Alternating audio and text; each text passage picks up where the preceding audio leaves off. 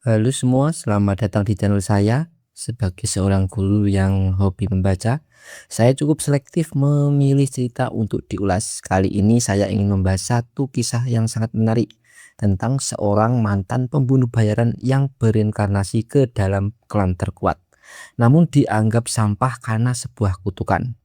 Banyak yang melihat ini sebagai cerita aksi biasa, tapi jika kita bedah lebih dalam, ada strategi bertahan hidup dan mentalitas yang sangat tangguh di baliknya. Bagaimana cara dia bertahan di lingkungan yang memusuhinya sekaligus menyembunyikan kekuatan aslinya. Saya akan bedah kisahnya dari chapter demi chapter. Mari kita mulai pembahasannya. Raun adalah pemimpin Sado, kelompok pembunuh bayaran yang bekerja di bawah keluarga Robert. Selama hidupnya, ia hanyalah anjing yang tidak memiliki emosi, hati, atau kebebasan. Namun berkat penemuan teknik kultivasi legendaris Ring of Fire, ia berhasil membebaskan diri dari belenggu indoktrinasi mental. Darius Robert, pria yang ia layani, mengetahui pengkhianatan ini. Darius mengungkapkan bahwa selain indoktrinasi, ia telah menanamkan Requiem, sebuah kutukan sihir yang menyiksa jantung korbannya jika tidak patuh. Dalam kondisi sekarat karena siksaan tersebut, Raon menunjukkan tekad yang luar biasa. Ia berdiri dan coba menyerang Darius, namun akhirnya tewas dengan kelapa terpenggal. Sebelum napas terakhirnya, Raon bersumpah untuk membalaskan dendamnya. Saat ajal menjemput, sebuah sistem misterius bernama Ward muncul dan masuk ke dalam tubuhnya. Raun tidak mati begitu saja, ia terbangun dalam tubuh seorang bayi. Ibu barunya bernama Sylvia menyambutnya dengan kasih sayang yang belum pernah ia rasakan. Awalnya Raun mengira ini hanyalah mimpi buruk yang berkepanjangan, namun ia akhirnya menerima kenyataan. Ia berinkarnasi. Raun masih menyimpan semua ingatan dan pengalaman sebagai assassin dari kehidupan sebelumnya, termasuk teknik Ring of Fire yang kini ingin ia sempurnakan. Raun menyadari bahwa ia berada di dalam mansion yang sangat mewah. Rasa penasaran Raun terjawab ketika sosok penguasa rumah tersebut tiba. Aura dingin yang menekan seluruh ruangan menandakan kehadiran Glenn Sigurd, sosok yang dikenal sebagai Destructive King of the North, salah satu petarung terkuat di benua ini. Raun terkejut bukan main, ia bukan berinkarnasi di keluarga sembarangan, melainkan di keluarga Sigurd, klan terkuat yang ditakuti oleh dunia. Bagi Raun ini adalah kesempatan emas. Meski harus bersabar dalam tubuh bayi, ia kini memiliki dasar kekuatan yang jauh lebih tinggi untuk menjalankan dendamnya kepada Darius Robert di masa depan. Glenn Sigurd, sang Destructive King of the North, memberikan nama pada cucunya Raun, namun nama ini memiliki makna yang kelam, seperti bayangan yang harus hidup dalam kesunyian dan tanpa menonjolkan diri. Bagi Raon yang sebelumnya hidup sebagai pemimpin Sado, nama ini terdengar ironis, namun ia menerimanya sebagai kesempatan hidup kedua yang sangat berharga. Setelah Glenn pergi, Raon memulai rencana rahasianya. Di malam hari saat ibunya Sylvia terlelap, Raon mencoba mengkultivasi Ring of Fire. Berbeda dengan teknik kultivasi biasa, Ring of Fire menciptakan lingkaran mana di sekitar jantung. Keunggulannya adalah ia mampu memperkuat stamina dan pertumbuhan tubuh, sekaligus tidak terdeteksi oleh siapapun, bahkan oleh petarung jenius sekalipun. Raon menyadari bahwa tubuh bayi ini memiliki hambatan besar. 9 titik saluran mana tersumbat oleh hawa dingin yang luar biasa. Jika tidak diatasi, tubuhnya tidak akan sanggup menampung mana dan ia akan mati muda. Ia memutuskan untuk tidak membuang hawa dingin itu, melainkan menyerap dan menggabungkan ke dalam Ring of Fire. Keesokan harinya, Sylvia kedatangan tamu istimewa, yaitu Ragged Sign, seorang penyembuh legendaris yang memiliki hubungan pertemanan masa lalu dengan Glenn Sigurd. Saat Sign memeriksa Raon, ia menemukan fakta mengejutkan. Tubuh Raon terjangkit Curse of Force, kutukan embun beku. Saluran mananya tersumbat oleh gumpalan hawa dingin. Sign memperingatkan bahwa meski Raon tidak akan mati mendadak, masa depannya sebagai seorang swordsman akan mustahil dan umurnya akan sangat pendek. Mendengar diagnosa tersebut, Sylvia hancur. Ia menangis terseduh-seduh, berjanji akan melakukan segalanya demi menyembuhkan putranya. Melihat ibunya yang begitu tulus mencintainya, Raon merasa emosi yang belum pernah ia rasakan di kehidupan sebelumnya sebagai pembunuh. Ia mencoba menenangkan ibunya dengan menyentuh pipinya dan berhasil mengucapkan kata pertamanya, yaitu "Mama". Demi menyelamatkan Raon, Sylvia nekat menerobos masuk ke ruang pertemuan antara Glenn Zegat dan Regit Sain. Meski dihalangi oleh para pelayan yang ketakutan, Sylvia berhasil masuk dan bersujud di depan Glenn, memohon dengan sangat agar ayahnya itu berkenan menyelamatkan sang cucu Raon dari kutukan yang mengancam nyawanya. Sylvia bersimpuh di hadapan ayahnya, Glenn Zegat, memohon dengan air mata yang tumpah agar Glenn menyelamatkan Raon dari Curse of Force. Glenn dengan wajah dingin sempat menolak dengan kasar. Ia berdalih bahwa Raon tidak akan bisa menjadi warrior dan tidak ada gunanya bagi keluarga. Namun setelah Sylvia diseret pergi oleh pengawal, tabir kebohongan Glenn terbuka. Ternyata justru Glenn lah yang memanggil Regit Sain untuk memeriksa cucunya. Di hadapan Sain, Glenn akhirnya mengakui bahwa selama Raon bisa tetap hidup, itu sudah cukup baginya. Sain pun menyadari di balik sikap dingin destruktif King of the North itu, Glenn menyampaikan kasih sayang yang tidak bisa ia ungkapkan. Hari-hari berlalu, Raon mulai mengonsumsi eliksir atribut api yang diberikan oleh Sain. Meski rasanya sangat pahit bagi seorang bayi, Raon menelan tanpa keluhan demi memadamkan hawa dingin di tubuhnya. 5 tahun berlalu dalam perjuangan yang sunyi, Raon menjalani hidup ganda. Di pagi hari ia bermain dengan ibunya, Sylvia, dan pelayan setianya, Helen. Namun di malam hari ia adalah pembunuh jenius yang mengasah kultivasinya. Berkat ketekunannya, ia berhasil mencapai Ring of Fire bintang 2. Kini ia bisa melihat status window yang membantunya memantau perkembangan tubuhnya. Meskipun Curse of Force dan stamina buruk masih menghantuinya, Raon tidak terburu-buru. Ia sadar untuk membalaskan dendam pada Darius Robert yang membutuhkan fondasi yang sempurna.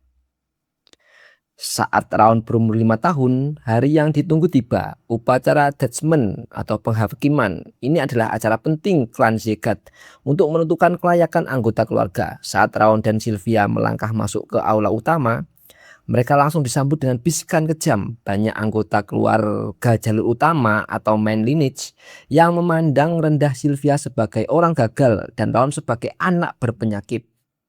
Sylvia menggenggam tangan Raon dengan erat meskipun hatinya perih mendengar cemooh yang merendahkan martabat mereka. Sylvia tetap tersenyum di depan Raon, berusaha melindunginya dari kebencian dunia.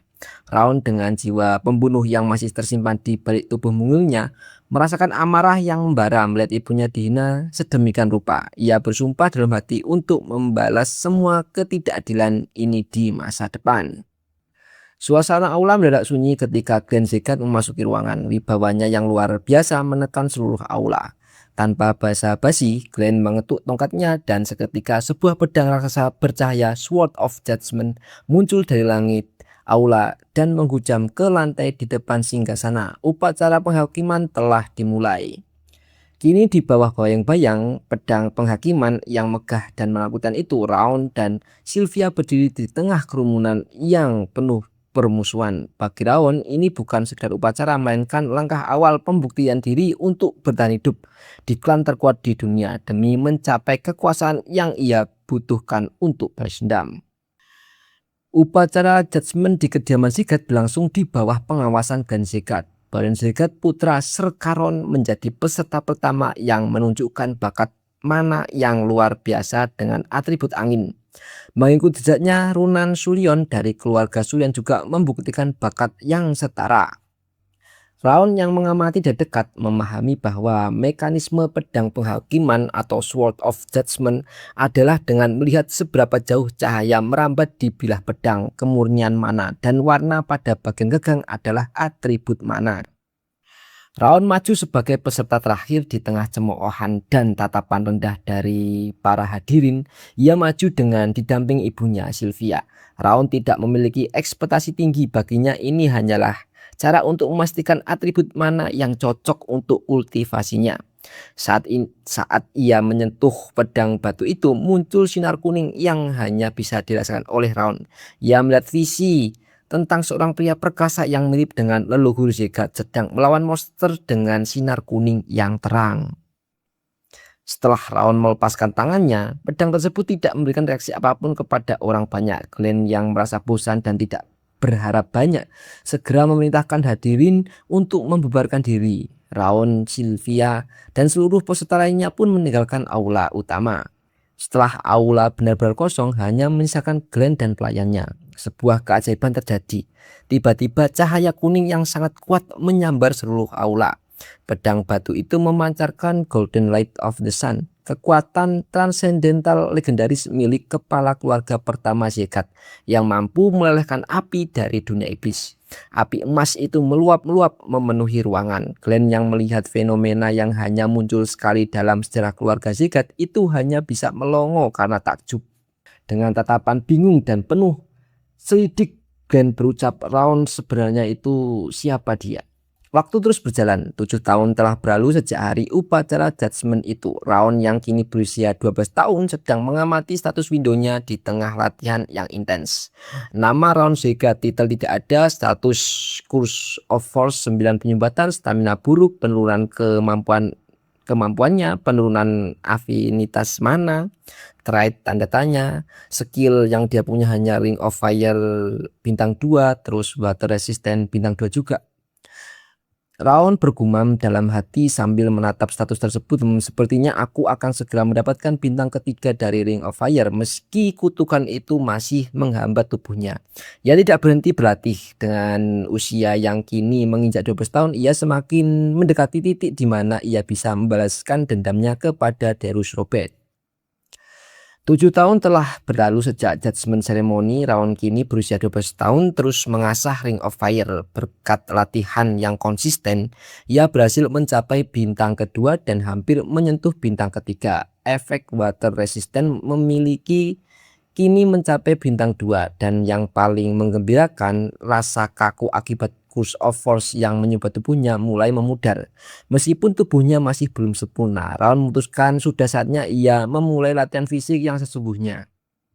Raon menghadiri judgement ceremony tahunan saat acara hampir berakhir, atau judgement ceremony yang kedua lah. Glenn Zegat memanggil nama Raon dengan nada dingin. Glenn mempertanyakan mengapa Raon belum membalas surat perintah untuk mengikuti basic training atau pelatihan dasar. Ternyata di sini Sylvia sudah tahu. Sylvia dengan penuh kecemasan memohon agar Raon dikecualikan karena kondisi fisiknya yang belum pulih dari kutukan. Namun Glenn menolak tegas.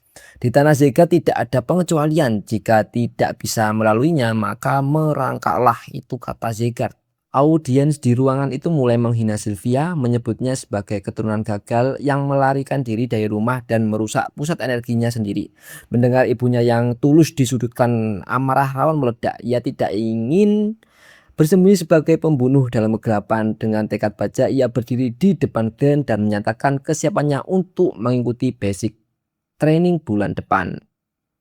Glenn yang marah karena interupsi tersebut melepaskan aura tekanan yang sangat dahsyat. Raon merasakan tubuhnya seolah tercabik-cabik, jauh lebih mengerikan daripada siksaan dari Requiem di kehidupan sebelumnya. Meski harus bersimpuh menahan sakit, Raon berhasil bangkit kembali dengan sisa kekuatannya, menantang Glenn secara verbal bahwa ia akan membuktikan kemampuannya sebagai bagian dari keluarga Zegat. Setelah memberikan pernyataan tegas bahwa ia akan memulihkan martabat Sylvia, Raon akhirnya jatuh pingsan karena tekanan aura yang terlalu kuat dari si Glenn. Setelah kejadian itu, Caron Zegat, Centaur Martial Palace Master, anak Glenn, mulai menaruh curiga. Ia tahu dari bisik-bisik pelayan bahwa Raon sebenarnya itu dalam kondisi fisik yang buruk. Merasa ada yang tidak beres dengan bakat tersembunyi yang ditunjukkan Sylvia dan putranya, Caron memerintahkan pelayan untuk menyusup ke kediaman aneks. Namanya ini kediamannya aneks ya, untuk golongan cabang, keluarga cabang. Si Sylvia dan Raon tinggal di situ, dan di sini si Caron Zegat ini memerintahkan pelayan untuk memata-matai mereka, Di kediaman si Sylvia dan Raon, tampak si Raon ini berlatih lari tanpa henti hingga kelelahan. Di bawah pengawasan ibunya Sylvia yang penuh kasih sekaligus khawatir. Raon tidak memedulikan rasa sakit di tubuhnya. Baginya ini bukan sekedar pelatihan, ini adalah jalan untuk membuktikan bahwa kerikil yang selama ini diremehkan klan Zegat akan menjadi senjata yang paling mematikan bagi musuh-musuhnya kelak. Pagi hari yang cerah menyeliputi lapangan latihan kelima di kediaman Zegat. Kedatangan sang kepala keluarga Glenn Zegat disambut dengan penghormatan penuh oleh semua orang yang ada di sana. Di tempat itu terlihat seorang elf berambut merah yang sedang berpura-pura tidur. Ia adalah Rimmer, sang instruktur utama. Glenn dengan mudah membongkar akting tidur Rimmer. Dalam percakapan mereka terungkap bahwa Sylvia sempat datang menemui Rimmer secara pribadi, memohon agar tidak memberikan luka pada Raun selama pelatihan. Rimmer menegaskan bahwa ia tidak akan menurunkan intensitas latihannya demi siapapun, bahkan jika Glenn yang memintanya. Namun, Glenn justru memerintahkan Rimmer untuk tidak menahan diri. Berikan pelatihan hanya pada mereka yang pantas menerimanya. Sambil melangkah pergi, Glenn membiarkan Rimmer mengurus pelatihan dengan caranya sendiri, meninggalkan Rimmer yang mulai penasaran dengan sosok bocah yang bernama Raun itu.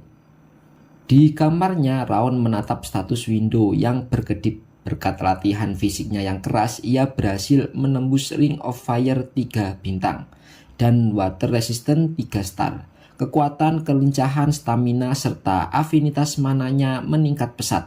Yang paling krusial, satu sumbatan dari Cruise of Force berhasil disingkirkan.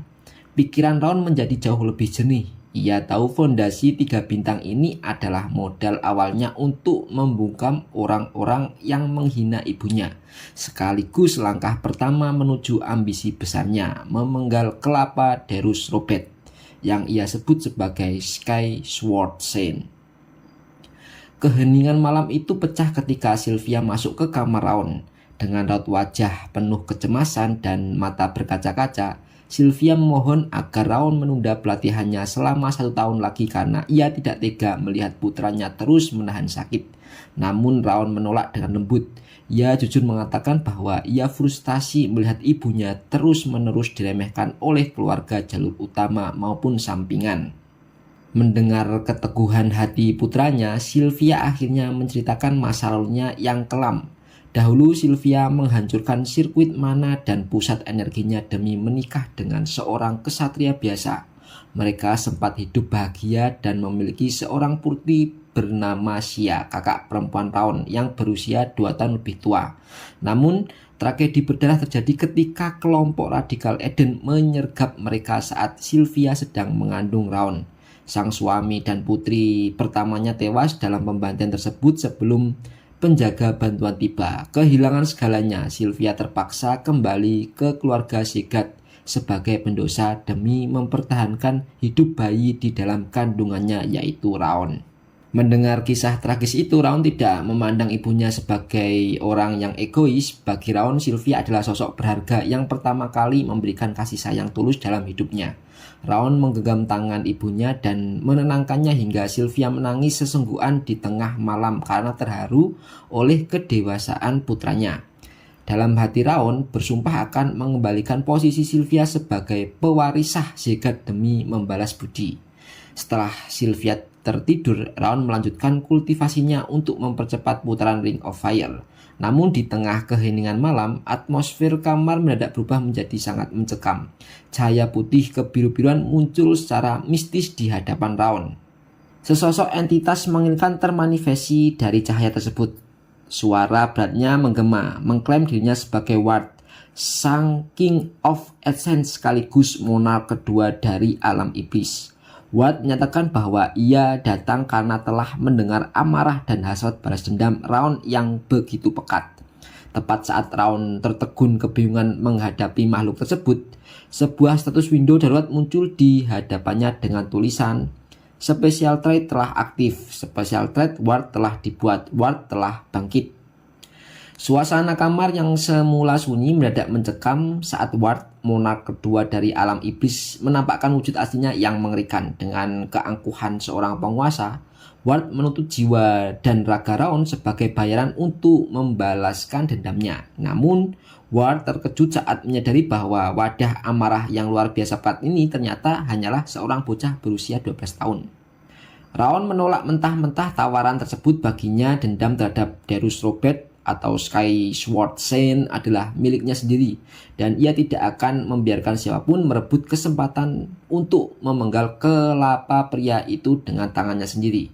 Merasa tawarannya dilecehkan, Ward murka. Ia melepaskan badai hawa dingin yang luar biasa ekstrim untuk membekukan pikiran dan mengambil alih tubuh Raon secara paksa. Hawa dingin Ward yang menusuk jiwa membuat tubuh Raon terasa seperti mau pecah. Di ambang kematian, Raon menggunakan akal sehatnya, memanfaatkan skill water resistant 3 star miliknya. Ia menahan siksaan fisik tersebut. Bertekad melindungi Sylvia dan Helen dari bahaya iblis ini, Raon mengerahkan seluruh kekuatannya dan mengaktifkan Ring of Fire 3 star. Cahaya kuning keemasan menyelimuti tubuhnya, menghalau hawa dingin Ward. Melihat seorang bocah manusia mampu menentangnya, Ward terpengarah. Raon bahkan dengan berani mengejek Ward sebagai hantu sembarangan dan melakukan reputasi para monark alam iblis. Raon menyadari bahwa Ward baru saja terbangun sehingga kekuatannya belum pulih sepenuhnya. Tiba-tiba sebuah status window darurat muncul di hadapan Raon, mengumumkan bahwa kemampuan tambahan Authority telah dibuka. Ward berteriak kaget saat melihat sistem tersebut. Dari reaksi emosional Ward, Raon akhirnya menyadari sebuah kebenaran besar. Status window dan pesan sistem misterius yang membantunya berkembang pesat selama 5 tahun terakhir ini ternyata adalah sistem yang dibuat oleh Ward sendiri. Ward yang mengamuk mencoba membatalkan otoritas sistemnya dan berniat memakan jiwa Raon apa adanya. Raon mencoba menyerang balik dengan pukulan bermana, namun tangannya hanya menembus wujud jiwa Ward yang tidak berwujud. Sadar bahwa tidak ada pelayan atau orang lain yang datang meskipun mereka membuat keributan besar, Raon menyimpulkan bahwa entitas Ward hanya bisa dilihat dan dirasakan oleh dirinya sendiri. Menggunakan sisa kendali atas sistem dan auranya, Raon berhasil menekan dan menyegel energi Ward. Dengan jeritan frustasi, wujud mengerikan sang Raja Iblis menyusut dan terpaksa memanifestasikan dirinya menjadi sebuah gelang biru berbentuk rangkaian bunga yang melingkar di pergelangan tangan Raon. Ward mengancam bahwa segelnya akan rusak dan kekuatannya akan kembali untuk merebut tubuh Raon suatu saat nanti. Raon sebenarnya ingin membuang parasit ini, namun ia sadar jika ia memisahkan gelang tersebut secara paksa, sistem perkembangannya akan hilang. Selain itu, membiarkan Ward berjalan bebas justru akan membahayakan keselamatan Sylvia dan Helen. Raon memilih untuk mengawasinya secara langsung. Di sela ketegangan itu, Raon sempat mengejek pilihan estetika Ward yang memilih wujud gelang bunga yang sama sekali tidak cocok dengan reputasinya sebagai Raja Iblis. Pagi itu di kediaman aneks, suasana dipenuhi rasa haru. Sebelum berangkat, Helen dengan setia menenangkan Sylvia yang tampak sangat cemas. Mengingat janji Raon yang tidak akan memaksakan diri dan akan pulang tanpa terluka, Sylvia akhirnya melepas putranya dengan senyum tegar. Meskipun hatinya masih diselimuti kekhawatiran, Raon melangkah pergi menuju lapangan latihan dengan lambaian tangan mantap, siap menghadapi dunia luar demi memulihkan martabat ibunya. Sesampainya di lapangan latihan, kelima Zegat, Raon disambut oleh kerumunan 160 kadet yang berasal dari jalur anggunan atau kolateral, keluarga bawahan juga ada maupun jalur rekomendasi. Kehadiran Raon yang dicap sebagai pasien lemah dari aneks langsung memicu gosip miring. Bahkan beberapa bocah mulai mengejek gelang bunga biru di tangannya yang terlihat norak. Mendengar hinaan itu, Ward yang tak kasat mata mengamuk di samping Raon dan berteriak ingin menghancurkan tengkorak mereka karena telah menghina keeleganan sang King of Essence. Raon dengan tenang membuka Ward lalu berbalik menantang anak-anak tersebut untuk bicara langsung di hadapannya. Perdebatan pun memanas ketika anak-anak itu membawa status Raon sebagai orang buangan. Nah, sebelum terjadi pemukulan, Buren Zegat datang menginterupsi. Alih-alih melerai dengan adil, Buren ini yang masih menyimpan dendam sejak Judgment Ceremony justru menggunakan otoritasnya untuk merendahkan Raon. Buren menganggap Raon hanyalah debu yang beruntung bisa mencuri perhatian kepala keluarga demi sensasi semata. Ia menyuruh Raon hidup seperti tikus, mati jika tidak ingin diusir. Namun Raon tidak gentar dengan mentalitas mantan asasin. Ia justru membalas dengan sindiran tajam bahwa Buren tidak memiliki hak atau otoritas hukum apapun di tempat ini selain hanya bisa merengek kepada ayahnya, yaitu Caron Zegat. Tepat ketika Buren yang murka hendak bertindak, sosok legendaris Rimmer, sang Sword of Light yang telah pensiun akibat cedera pusat energi, muncul dan menghentikan pertikaian dengan gaya santainya. Dalam upacara pembukaan, Rimmer memperkenalkan diri sebagai kepala instruktur. Tanpa basa-basi, ia langsung mengumumkan sebuah ujian eliminasi instan untuk menyaring 160 peserta menjadi kelompok elit yang lebih sedikit. Akulah peraturan di lapangan latihan ini, tegas Rimmer, sebelum langsung memerintahkan semua kadet untuk berlari sekuat tenaga tanpa henti. Saat peluit berbunyi, para peserta langsung memacu kecepatan mereka. Baron Sigurd dan Runan Sullion langsung memimpin di barisan paling depan dengan performa yang memukau para pelatih lainnya. Nah, sementara itu Raon memilih untuk berlari dengan kecepatan konstan di posisi paling belakang. Ward yang tidak sabaran mengomeli si Raon karena tetap berada di belakang. Namun Raon mengabaikannya. Raon tahu itu bukanlah kompetisi kecepatan, melainkan ujian stamina dan ketekunan. Ia sedang membaca taktik Rimmer yang mencari siapa yang mampu bertahan paling akhir. Nah, di pinggir lapangan ini para pelatih lain mulai meremehkan Raon yang tampak kelelahan dan memprediksi ia akan segera gagal dalam waktu 10 menit. Namun instruktur Rimmer ini justru tersenyum misterius saat mengamati Raon. Rimmer memiliki kemampuan khusus yang mampu melihat untaian warna dari potensi masa depan seorang anak. Saat melihat Buren dan Runan, ia bisa mengukur dengan jelas seberapa jauh mereka akan tumbuh. Namun ketika Rimmer menatap Raon, ia tidak melihat warna atau batasan apapun. Sama persis seperti saat ia mencoba mengukur ke dalam kekuatan sang kepala keluarga, yaitu Glenn Zekat. Keterbatasan kemampuan Rimmer untuk membaca masa depan Raon ini menandakan satu hal yang mutlak. Potensi bocah dari Annex ini telah melampaui batas pemahamannya. Di lintasan lari, di tengah ejekan kadet lain yang mengira dirinya sudah di ambang batas, Raon justru tersenyum tipis. Pikirannya melayang kembali ke masa lalunya di keluarga Robert, di mana ia dilatih berlari demi mempertahankan nyawa dari kejaran hewan buas yang kelaparan. Baginya ujian berlari di lapangan yang damai ini terlalu mudah untuk dilalui. Di lintasan lari lapangan kelima, ujian eliminasi palsu tersebut berlanjut. Instruktur Rimmer tidak bisa mengalihkan pandangannya dari Raon. Ia matung heran berdasarkan pengamatan tajamnya.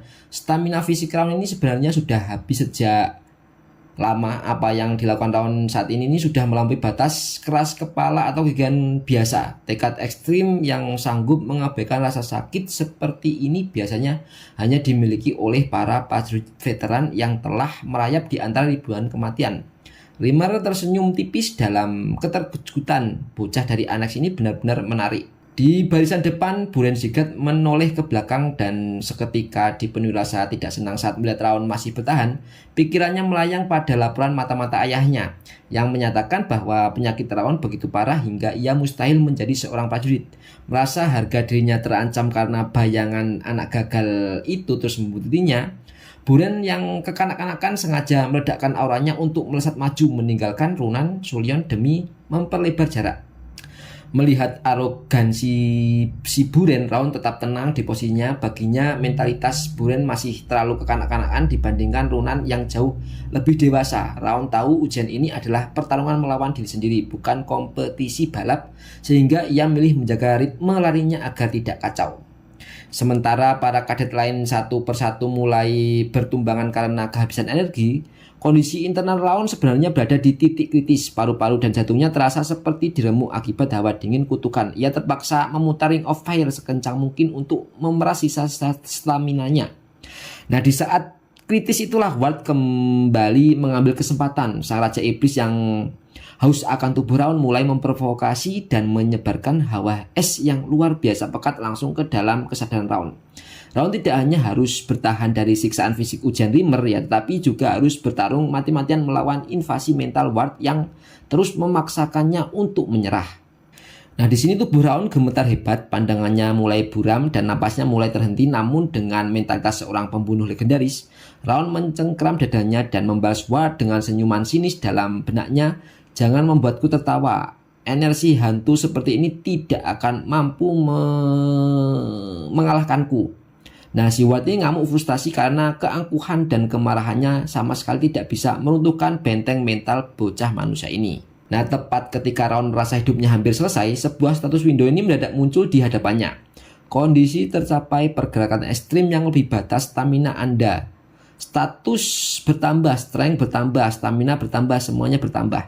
Raon dan Ward sama-sama melongo. Ward berteriak histeris tak percaya, ngamuk karena sistemnya itu justru memberikan poin statistik tambahan kepada Raon hanya karena bocah itu tuh berhasil menahan serangannya. Bagi Raon, siksaan dari Ward ini justru menjadi katalisator terbaik yang mempercepat pertumbuhan Ring of Fire dan memperkuat fisiknya berkat bantuan status window. Akhirnya peluit panjang akhirnya berbunyi ya. Rimmer menghentikan ujian dan mengumpulkan seluruh peserta yang tersiap. Sambil tersenyum santai, Rimmer membuat pengakuan mengejutkan. Pernyataan tentang mengeluarkan setengah peserta di hari pertama hanyalah sebuah kebohongan agar mereka berlatih serius. Namun ekspresi Rimmer mendadak berubah ya menjadi sangat dingin dan tegas, membuat para kadet ketakutan. Rimmer menegaskan bahwa meski ini hari pertama, tidak ada satupun dari 160 orang di sana yang benar-benar berlari dengan kecepatan penuh hingga akhir, kecuali satu orang. Ia bahkan menyindir kadet yang berbuat licik dengan menggunakan aura. Rimmer mengumumkan bahwa mulai hari ini mereka resmi menjadi peserta pelatihan sementara dan menantang mereka untuk bertahan selama 6 bulan ke depan agar status sementara itu dihapus. Sebelum akhirnya menyuruh mereka pindah ke penginapan mewah yang telah disediakan oleh keluarga Shepard. Setelah seluruh kadet memberanikan diri, Rimmer kembali ke batu tempat bersantainya dan mendapati kepala keluarga Glenn Shepard sudah menunggunya di sana. Rimmer tahu Glenn diam-diam mengawasi seluruh jalan ujiannya karena mengkhawatirkan cucunya. Rimmer melaporkan analisisnya dengan serius. Ia mengakui bahwa Buren Darunan memiliki bakat luar biasa yang akan menjadi pilar keluarga. Namun ketika membahas Raon, Rimmer mengaku tidak bisa melihat untaian warna ataupun mengukur kedalaman potensinya. Sebuah fenomena langka yang hanya pernah ia rasakan ketika berhadapan dengan Glenn sendiri. Setiap hari terasa membosankan setelah pusat energiku rusak, tetapi aku punya firasat ini akan menjadi sangat menyenangkan. Aku merasa bisa mempercayakan masa depanku pada salah satu peserta, ucap Rimmer dengan penuh keyakinan. Glenn mencoba menampik dengan nada dingin, mengatakan bahwa semua itu hanyalah kebetulan dan fisik Raon akan sangat sulit untuk menjadi seorang warrior. Namun Rimmer hanya tersenyum tipis dan membalas dengan berani, Anda tahu betul bahwa itu tidak benar, my lord. Bab ini ditutup dengan keheningan Glenn yang tidak bisa membantah perkataan sang instruktur elf tersebut. Setelah melewati ujian lari yang melelahkan, Raon Shepard memutuskan untuk langsung menuju lapangan latihan guna melanjutkan rutinitas mandirinya. Namun atmosfer di sekitar koridor mendadak berubah tidak menyenangkan. Ward yang melayang di dekatnya mulai mengomel kesal.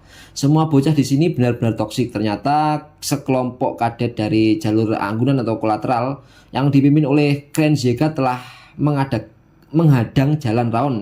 Mereka menyebarkan rumor busuk bahwa keberhasilan Raon ini bertahan di ujian lari bukanlah karena bakat, melainkan karena ia ini menggunakan trik pengejut berupa eliksir rahasia pemberian dari Ragged Sign yang dulu-dulu itu. Tanpa basa-basi, Ken dan teman-temannya ini mulai menuding Raon, mendorong tubuhnya hingga terjatuh ke tanah. Kau hanyalah sampah yang dibuang oleh garis utama. Beraninya kau bersikap sombong dan menggunakan trik pengecut di hadapan kami, bentak Glenn sambil mengepal tinjunya bersiap untuk menghajar Raon.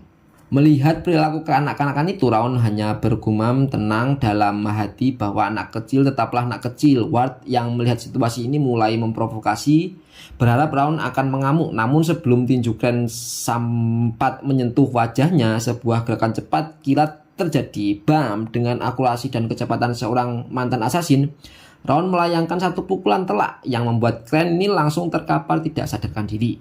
Teman-teman Glenn dan bahkan Ward sendiri sampai melongo terbelalak melihat kecepatan luar biasa itu. Sambil tersenyum tipis dan memegang pergelangan tangannya, Raon berkata dengan nada dingin, "Obrolan ya, kau benar, mari kita ngobrol dengan tinju kita." Itu kata si Raon.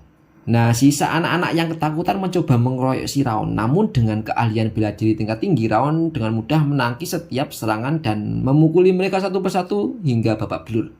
Saat kadet terakhir masih mencoba berbicara, Raon membungkamnya dengan satu hantaman keras. Ward yang menyaksikan pemandangan brutal itu bersorak kagum, sungguh pemandangan yang menggugah, kata si Ward. Kalian yang terbangun dalam kondisi babak belur, merangkak ketakutan dan mohon ampun kami salah, jadi berhentilah. Namun Raon langsung menginjak telapak tangan Kren dengan kuat, membuat bocah itu menjerit kesakitan sambil menyeringai ngeri. Raon menjambak rambut Kren dan bertanya apakah Buren Sigat yang menghasut mereka. Kren dengan gemetar bersumpah bahwa ini adalah inisiasi sendiri dan Buren tidak tahu apa-apa mengenai persoalan ini. Mengetahui Buren tidak sebusuk itu, Raon menatap Kren dengan tatapan yang begitu intimidatif hingga membuat bocah anggunan itu mengompol di celana karena teror mental yang luar biasa. Jika kau tidak ingin mengobrol lagi denganku besok, lakukan yang terbaik untuk menghindariku, bisik Raon dingin. Sambil menangis ketakutan, Kren CS ini langsung lari kocar kacir. Di balik bayang-bayang pohon, instruktur Rimmer ini mengawasi kejadian tersebut tersenyum lebar penuh ketertarikan. Pemandangan yang bagus, bakat bela dirinya benar-benar mirip dengan Tuan saat masih muda. Darah memang tidak pernah berbohong. Aku sangat menantikan Rien. Aku sangat menantikan, intinya si Rimmer ini sangat menunggu lagi ya trik-trik bagus dari Raon Zegat. Malam harinya di dalam kamar penginapan, Raon sedang beristirahat ketika sebuah status window mendadak muncul lagi di hadapannya. Syarat terpenuhi, Ward merasa puas dengan tindakan Anda. Statistik bertambah, agility bertambah 1. Melihat sistem buatan dirinya sendiri ini malah memberikan keuntungan cuma-cuma kepada Raon, Ward mengamuk frustasi. Sistem absurd macam apa ini? Kau mendapatkan poin hanya dengan memuaskan ego King of Essence, teriak Ward penuh amarah. Raon yang sedang meminum air membalasnya dengan santai, bertanya mengapa Ward tidak tahu cara kerja sistem buatannya sendiri. Ward berargumen bahwa ia tidak pernah menguji sistem ini pada orang lain dan menuduh Raon telah mencuri otoritasnya. Ingin merebut kembali, Ward ini dengan seringai licik menawarkan sebuah taruhan formal kepada Raon. Sebuah kotak dialog sistem baru pun termanifestasi. Lalu sistem window muncul, taruhan dengan Ward menjadi trainee resmi. Syarat capai peringkat pertama dalam daftar kelulusan tes trainee resmi. Hadiah jika menang semua statistik plus 2 dan mendapatkan satu trait acak milik Ward dengan penyesuaian level. Hukuman jika gagal, menerima 10 poin emotion of Ward atau emosi kemarahan si iblis. Ward menjelaskan bahwa jika Raon gagal, akumulasi emosi kemarahan iblis tersebut lambat laun akan merusak jiwanya hingga sekuat apapun tekad willpower Raon, ia tidak akan bisa mengendalikan dirinya lagi dan tubuhnya akan jatuh ke tangan Ward. Raon menganalisis situasi ini dengan kepala dingin berdasarkan pengalaman hidupnya. Ia tahu Ward ini bertindak jujur dan tidak berbohong mengenai resikonya. Namun bagi seorang pembunuh legendaris yang diberikan kesempatan bereinkarnasi dengan sistem pertumbuhan, risiko ini tergolong kecil dibandingkan dengan hadiah peningkatan statistik dan trait dewa yang ditawarkan. Syarat yang tidak buruk aku terima, ucap Raon sambil menjulurkan telapak tangannya. Tangan Raon seketika bersinar dengan cahaya biru mistis menandakan bahwa taruhan dengan sang penguasa alam iblis telah resmi disegel oleh sistem. Jika menggunakan pengalaman dari kehidupan masa lalu, aku tidak akan pernah kalah, gumam Raon penuh percaya diri. Nah, di keesokan harinya ini di bawah terik matahari siang, lapangan latihan kelima dipenuhi oleh keluhan dan cucuran keringat para kadet yang kelelahan. Kakiku mau meledak, seru salah satu anak sambil terlentang lemas di tanah. Pagi itu Rimmer memberikan latihan fisik yang luar biasa menyiksa, sikap menunggang kuda atau horse riding stance sambil berjalan santai dan bersiap untuk tidur siang. Rimmer memperingatkan bahwa kuda-kuda adalah dasar dari seluruh ilmu bela diri atau martial arts. Tahan posisi itu sampai kusuruh berhenti. Tentu saja ini tidak wajib karena yang mengikuti tes adalah kalian, bukan aku, ucap Rimmer dengan gaya malasnya yang khas itu ya. Meninggalkan para kadet yang gemetar menahan beban tubuh mereka. Begitu latihan rutin dari instruktur ini selesai, para kadet segera membubarkan diri. Buren Sigat mengajak kelompoknya untuk melanjutkan latihan ilmu pedang swordsmanship agar kemampuan mereka tidak tumpul. Melihat kerumunan itu, Ward bertanya kepada Raon mengapa ia tidak ikut berlatih pedang bersama yang lain. Raon yang melangkah menuju area latihan beban seperti area gym dalam ruangan menjawab dengan taktis, melatih ilmu pedang dengan kondisi fisik dan sirkulasi mana yang buruk saat ini hanyalah buang-buang waktu. Yang kubutuhkan sekarang bukanlah pedang melainkan kekuatan dasar dan stamina. Di dalam ruangan latihan fisik, Raon mulai melakukan push up dan latihan beban secara intensif karena cruise of force masih menghambat aliran energinya. Ia sadar ia harus memiliki otot dan ketahanan fisik yang jauh melampaui anak-anak lain agar bisa berkembang dengan benar. Tanpa disadari oleh Raon, sesosok gadis berambut perak diam-diam mengintip dari balik celah pintu. Ia adalah Runan Sullion. Runan memperhatikan Raon dengan tatapan mata yang penuh selidik dan kebingungan. Berdasarkan informasi yang ia dengar, Raon adalah seorang pasien penyakit yang bahkan sulit bergerak, namun realitas yang dilihat Runan justru sebaliknya. Setiap hari beban yang diangkat oleh Raon ini selalu meningkat drastis. Bagaimana mungkin seorang anak berusia 12 tahun yang dicap penyakitan bisa meningkatkan kapasitas angkatannya beban hingga 10 kg hanya dalam kurun waktu 1 minggu. Runan menyadari ada sesuatu yang tidak wajar pada postur latihan Raon yang sangat konsisten dan berbeda dari anak-anak lainnya. Ada sebuah rahasia besar yang tersembunyi di dalam diri anak dari gedung aneks ini. Saat Runan sedang asik mengamati dengan jarak yang semakin dekat, Raon tiba-tiba menghentikan latihannya, menoleh dan mendapati keberadaan gadis itu. "Runan Sullion, kenapa kamu berada di sini?" tanya Raon. Mendengar pertanyaan datar dari Raon, gadis berambut perak itu, Runan Sullion hanya terdiam bisu dengan tatapan mata yang kosong tanpa ekspresi. Namun di dalam benaknya Runan sedang dipenuhi rasa heran yang mendalam terhadap pertumbuhan fisik Raon yang luar biasa. Saat berdiri dekat Raon, ia bisa merasakan semacam aura sejuk nan menyegarkan yang mengalir dari tubuh si Raon ini. Tanpa sepatah kata pun, Runan tiba-tiba duduk di samping Raon dan mulai ikut mengangkat beban. Raon hanya bisa menatapnya dengan penuh tanda tanya. Ketika Raon mencoba pindah ke sudut lain untuk mengangkat balok marble yang lebih berat, Runan kembali membuntutinya dan melakukan hal yang sama. Di luar dugaan, saat berada di dekat Raon, Runan menyadari sesuatu. Ternyata aku tidak salah. Ini aroma menyegarkan yang sama dengan waktu itu. Begitu mencium aromanya, tubuhku rasanya menjadi jauh lebih ringan. Berkat efek menenangkan dari hawa dingin yang dimurnikan oleh Ring of Fire milik Raon. Sumbatan energi dalam diri Runan terasa mengendur, kemungkinannya mengangkat beban yang jauh lebih berat dari biasanya. Raon yang mulai risih akhirnya menegur, "Hei, ada yang ingin kau katakan padaku?" Runan hanya menjawab singkat, "Tidak ada." Meskipun begitu, Runan bertekad dalam hati untuk terus mengikuti Raon lebih lama lagi. Kemanapun Raon pergi berlari sambil membawa beban, bayangan Runan selalu ada di sampingnya. Interaksi aneh ini tidak luput dari perhatian Buren Sigurd dan kelompoknya. Teman-teman Buren ini mulai berbisik-bisik penuh rasa tidak suka, merasa heran mengapa seorang jenius seperti Lady Runan mau bergaul dengan anak buangan dari gedung aneks. Buren sendiri hanya mendengus meremehkan sambil menggenggam pedang kayunya. Sia-sia saja. Tidak ada gunanya mengulang-ulang latihan kekuatan dasar yang sederhana seperti itu. Raon memang lemah, jadi dia butuh dasar. Tapi bagaimana dia mencoba, kita sudah berada di ranah yang berbeda. Daripada membuang waktu, lebih baik melatih ilmu pedang, swordmanship untuk persiapan tes, ujar Buren dengan angkuh. Teman-temannya setuju, meyakini bahwa hasil ujiannya kelak yang akan membuktikan segalanya.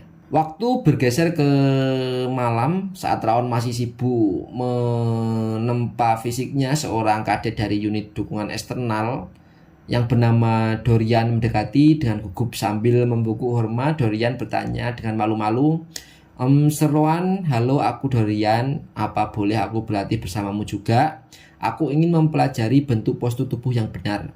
Raon tidak keberatan dan mengizinkannya. Sebagai rasa terima kasih, Dorian merogoh tasnya yang tampak ajaib dan mengeluarkan sebungkus biskuit lezat. "Tolong makanlah, ini sangat lezat," tawarnya. Namun Raon menolak secara halus, "Tidak perlu, ambil saja kembali."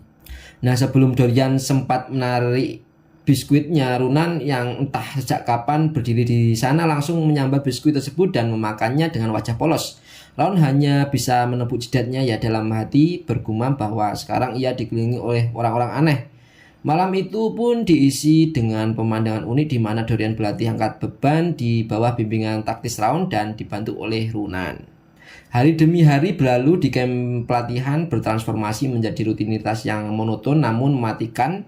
Setiap pagi yang indah, para kadet dipaksa mengulangi siksaan yang sama, berlari sekuat tenaga di bawah terik matahari, dilanjutkan dengan latihan kuda-kuda dan angkat beban yang menguras tenaga. Di sisi lain, kelompok Buren tetap konsisten mengasah teknik pedang mereka. 6 bulan telah berlalu sejak hari pertama pelatihan dimulai. Di lintasan lari, napas Raon sudah tersengal-sengal hingga ke tenggorokan dan tubuhnya dibanjiri cucuran keringat. Namun mentalitasnya yang terbiasa mempertaruhkan nyawa di kehidupan lalu membuatnya tak fokus. Punggung orang-orang yang dahulu menghalangi jalannya di hari pertama kini sudah tidak terlihat lagi karena telah tertinggal jauh di belakang. Saat Raon memusatkan pandangannya ke depan, kini hanya ada dua orang yang tersisa di hadapannya, yaitu Buren Zegat dan Runan Sulion. Dan akhirnya pada pagi hari yang dinantikan pun tiba. Aula latihan utama Zegat telah dipenuhi oleh kerumunan orang tua wali serta undangan penting dari keluarga cabang dari garis utama yang datang untuk melihat masa depan penerus klan. Para pelatih sibuk mengatur para undangan agar bergerak dengan tertib. Di tengah riuhnya aula, Ward muncul dirinya di samping Raun dengan senyum licik yang menyebalkan. Raun Zegat, kuanggap kau masih ingat dengan taruhan kita ya. Pada akhirnya aku tidak berhasil melampaui mereka berdua, Buren dan Runan. Selama latihan lari, bersiaplah menerima emosi amarah dari King of Essence, ancaman Ward secara gaib. Raun dengan santai menghempaskan wujud roh Ward ke samping sambil membahas dalam hati, ya lain halnya dengan ujian, kita tidak pernah tahu apa yang akan terjadi nanti hasilnya gitu kan. Perhatian Raun kemudian teralih pada Dorian yang sedang membungkuk lemas di sebelahnya dengan wajah pucat. Dorian sedang, apa kau membungkuk seperti itu? Tanya Raun. Dorian menghela nafas panjang penuh kecemasan. Aku terlalu gugup karena hari ini ujian telah tiba. Hah? Apa orang yang lemah sepertiku bisa lulus? Di saat yang sama Runan mendekati sambil menyodorkan sesuatu. Raun, apa kamu mau kue? Raun menggeleng pasrah, tidak usah. Ya seperti biasa Raun ini selalu menolak makanan dari orang ya, karena orang itu membutuhkannya. Buren yang berdiri di kejauhan menatap tajam ke arah mereka, sementara Raun hanya bisa memasang wajah kaku seperti batu karena merasa frustasi ya, selalu dikelilingi oleh kombinasi orang-orang ajaib. Ward yang terus ngomel marah-marah, Dorian yang penakut, dan Runan ini yang minim ekspresi tentunya. Nah, di sudut tribun penonton sorak-sorak penuh haru terdengar. Sylvia melambaikan tangannya dengan semangat yang membara. Lihatlah sebelah sana Helen. Raun kita berdiri dengan begitu percaya diri. Helen tersenyum bangga membalasnya. Tentu saja Nyonya, Tuan Muda telah menahan latihan yang sangat keras selama 6 bulan ini. Sylvia merasa sangat tersentuh saat melihat putranya tidak lagi sendirian. Sepertinya Raun kita sekarang sudah punya teman ya. Helen mengangguk setuju, mengingat kembali bagaimana sejak kecil Tuan Muda mereka tidak pernah mengeluh dan selalu pengertian. Mengetahui Raun bisa mendapatkan teman di lingkungan yang keras, ini membuat Sylvia ini tersenyum dengan air mata kebahagiaan yang tertahan. Tiba-tiba suasana riuh di aula mendadak hening dan membeku. Atmosfer ruangan terasa begitu berat dan mengintimidasi saat sebuah pengumuman menggema. Kepala keluarga dipersilahkan memasuki lapangan. Para undangan berbisik penuh ketakutan dan ketajuban melihat sesosok Glenn Zegat melangkah masuk secara langsung. Sepanjang sejarah, Glenn tidak pernah sekalipun repot-repot menghadiri ujian kelulusan kadet dasar secara langsung. Instruktur Rimmer pun yang berdiri di panggung menyambutnya dengan senyuman santai. Wah, kenapa kepala keluarga bisa ada di sini juga? Glenn menatap Rimmer dengan pandangan tajam. Ini adalah acara yang akan memandu masa depan keluarga ini. Reaksimu seolah-olah mengatakan aku berada di tempat yang tidak seharusnya. Rimmer tertawa kecil, hahaha. Tentu saja tidak. Selamat datang, tuanku. Karena sang destruktif King of the North telah hadir, Rimmer memutuskan untuk tidak membuang-buang waktu lagi. Ia maju ke depan panggung dan berseru dengan penuh semangat kepada seluruh hadirin. Tuan, Nyonya, serta para peserta sekalian, kriteria tes yang membuat semua orang di Zegat penasaran akan segera diungkap, kata si Rimmer. Tepat setelah kalimat itu selesai, Rimmer meledakkan auranya. Energi berwarna hijau pekat bertiup angin meluap dengan sangat dahsyat dari tubuhnya, menciptakan gelombang tekanan luar biasa yang menyapu seluruh isi aula. Seluruh kadet dan anak-anak di sana terbelah kaget, merasakan lutut mereka gemeter menahan bobot energi tersebut. Sambil bertumbuh pada kekuatannya dan menatap tajam ke arah para peserta, Rimmer mengumumkan ujian kelulusan yang sesungguhnya. Tembuslah tekanan milikku ini, itulah tes yang kuberikan kepada kalian. Gelombang aura angin hijau yang dilepas instruktur Rimmer seketika memicu kepanikan di antara para penonton di tribun. Protes keras mulai bermunculan dari para wali murid. Tekanan adalah sesuatu yang terlalu dini untuk anak-anak. Mereka baru saja mulai belajar mengendalikan aura, teriak salah seorang penonton. Bahkan ada anak yang belum mengaktifkan aura sama sekali. Ini benar-benar ujian yang tidak adil. Timpal yang lain seraya menuduh Rimmer hanya bermalas-malasan dan tidur selama kelas berlangsung. Rimmer hanya menghela nafas panjang menghadapi cemoohan tersebut. Dengan tatapan yang mendadak serius, ia menjelaskan esensi dari ujian ini. Tekanan bukanlah sekedar manifestasi fisik dari aura. Tekanan sejati adalah cermin dari tingkat jiwa, soul level, seorang warrior yang dibentuk melalui pencapaian dan keteguhan hidupnya. Ini adalah bukti kekuatan yang bisa ditunjukkan bahkan tanpa sebutir pun aura, tegas Rimmer. Mendengar penjelasan itu, seorang penonton masih menyanggah dan menoleh ke arah singgasana. My Lord, apakah benar seorang bisa memiliki tekanan hebat hanya dari cara mereka menjalani hidup? Glenn Zegat yang sejak tadi diam akhirnya angkat bicara dengan suara berat yang menggetarkan aula. Benar, bahkan seorang yang tidak memiliki setetes pun aura di tubuhnya bisa memancarkan tekanan yang luar biasa tergantung seberapa keras dan disiplin mereka berlatih. Mendengar dukungan mutlak dari sang kepala keluarga, Rimmer tersenyum lebar. Nah, karena tuanku sendiri sudah menegaskan hal itu, saya anggap kalian semua tidak memiliki masalah lagi dengan kriteria tes ini. Mari kita mulai. Rimmer segera mengambil kendali penuh. Runan Sullion maju, yang lain mundur perintahnya. Rimmer menjelaskan aturan mainnya. Para peserta dilarang keras menggunakan aura dan mereka dinyatakan lolos jika mampu berjalan menembus tekanan dan menyentuh tubuhnya hanya dengan kekuatan tekad atau willpower. Boom! Rimmer melepaskan tekanan anginnya. Runan langsung merasakan tubuhnya seolah dihantam badai tak kasat mata. Namun dengan tatapan matanya yang kosong namun kokoh, Runan terus menyeret kakinya maju selangkah demi mendekati si Rimmer. Dengan napas yang mulai tersengkal, ia akhirnya berhasil menggapai dan memegang tangan Rimmer. Sambil menepuk kepala Runan dengan santai, Rimmer berkata, kau lolos, aku bisa melihat hasil kerja kerasmu selama 6 bulan ini. Teruslah berkembang dengan pola pikir seperti itu. Selanjutnya giliran Dorian yang dipanggil. Bocah penakut ini langsung gemeter histeris menyadari bahwa tekadnya adalah salah satu yang paling lemah di antara para kadet. Begitu Rimmer melepaskan tekanannya, Dorian langsung jatuh tersungkur dan terpaksa merangkak dengan tubuh bergetar hebat. Mengamati dari kejauhan, Raon menyadari sesuatu yang luar biasa dari cara pelatihan Rimmer. Level tekanan yang dikeluarkan berbeda dari yang tadi. Rimmer menyesuaikan jumlah tekanan berdasarkan kapasitas dan seberapa keras anak itu berlatih. Dia benar-benar mengawasi setiap murid secara detail, kata Raon. Berkat latihan fisik tanpa henti bersama Raon, Dorian ternyata memiliki fondasi tersembunyi yang kuat. Dengan sisa tenaganya, ia berhasil merangkak dan memegangi kaki Rimmer. Kalau lolos Dorian, kau hanya kurang rasa percaya diri, padahal kemampuanmu hebat. Angkat kepalamu lebih tinggi mulai sekarang, nasihat Rimmer, meskipun Dorian kemudian langsung berbalik dan muntah-muntah akibat tekanan mental yang terlalu berat tadi. Ujian terus berlanjut hingga tiba giliran sang kebanggaan klan, Buren Zegat. Begitu maju, Buren langsung dihantam oleh tekanan yang jauh lebih besar dan pekat dibanding dengan kadet sebelumnya. Kakinya gemetaran hebat hingga ia terduduk di lantai tidak percaya dengan beban berat yang menghimpit jiwanya. Bagaimana mungkin Runan bisa melewati ini dengan mudah, keluh Buren dalam hati. Melihat Buren yang kesulitan dan tidak menggunakan auranya, Rimmer memberikan peringatan keras yang mengkritik Buren dan kadet jalur utama lainnya yang selama 6 bulan ini terlalu fokus melatih ilmu pedang kosong yang melenceng dari esensi dasar, serta selalu mengandalkan aura setiap kali menghadapi kesulitan fisik. Mendengar kata-kata tajam itu, ingatan Buren melayang ke masa lalunya yang kelam. Ia ingat betapa dinginnya tatapan sang ayah, Karon, ketika mengusir kakak laki-lakinya yang gagal. Aku tidak boleh gagal di sini. Jika aku tidak bisa melewati ini, aku juga akan dibuang seperti kakakku. Dengan jeritan tekad yang membara, Buren merangkak maju mengabaikan harga dirinya dan berhasil menyentuh kaki Rimmer. Rimmer menatapnya dan memberikan nasihat berharga. Kau lolos, Buren. Kau masih berusia 12 tahun, berhentilah bersikap sok dewasa dan berlatihlah sesuai usiamu. Jika kau hanya menatap lurus ke depan, kau tidak akan menyadari ada cabang pohon yang tersangkut di kakimu.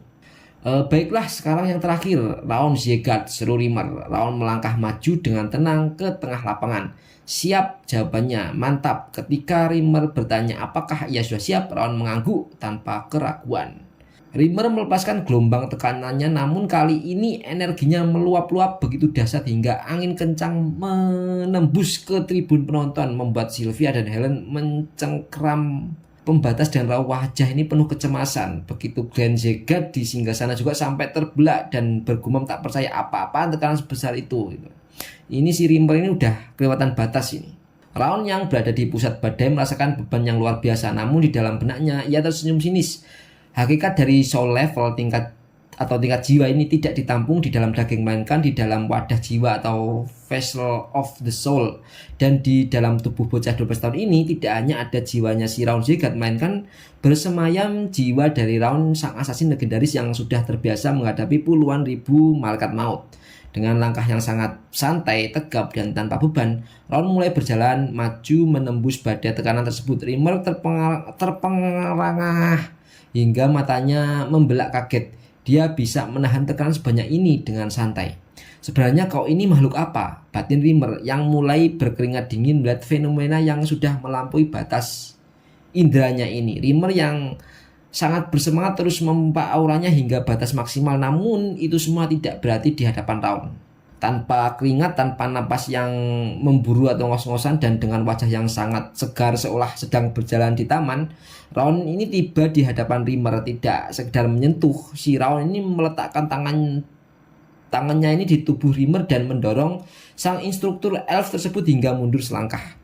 Seluruh aula latihan seketika sunyi senyap seolah waktu telah berhenti. Para penonton, para pelatih, Rimmer, dan bahkan Grand Zegat sendiri melongo tak percaya menyaksikan seorang anak yang dicap cacat berpenyakit ini dari gedung aneks orang terbuang justru melewati ujian tersulit dengan performa paling sempurna dan mutlak di antara semua peserta. Sambil menatap mata Rimmer yang masih shock, Raon bertanya dengan nada datar dan tenang, apakah aku lolos?